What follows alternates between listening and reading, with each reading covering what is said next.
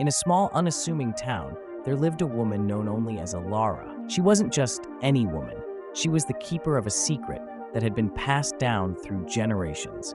This secret was held within a small, delicate bottle of alabaster oil. The townsfolk whispered stories about it, tales of ancient magic and unfathomable power.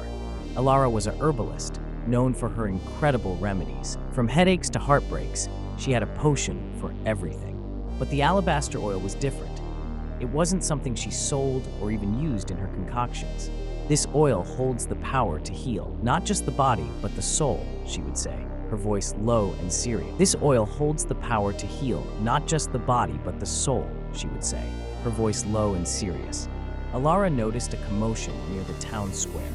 One fateful evening, as the sun dipped below the horizon, casting a golden glow over the town, Alara noticed a commotion near the town square. A crowd had gathered, their faces twisted with concern. Curiosity piqued. She made her way through the throng, her heart racing.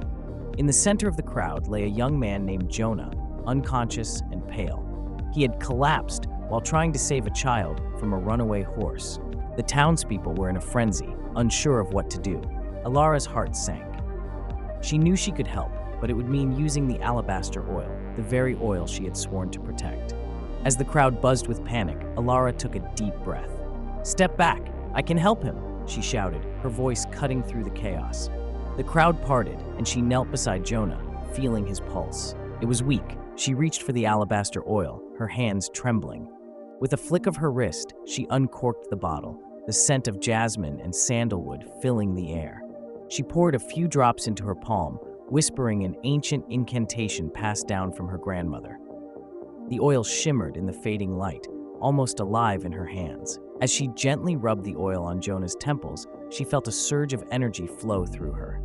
It was as if the very essence of the earth was awakening, responding to her call. The crowd watched in awe, their fear slowly transforming into hope. Minutes felt like hours, but finally, Jonah stirred. His eyes fluttered open, confusion clouding his gaze. "What happened?" he murmured, his voice barely a whisper. "You're safe now," Alara reassured him, her heart swelling with relief.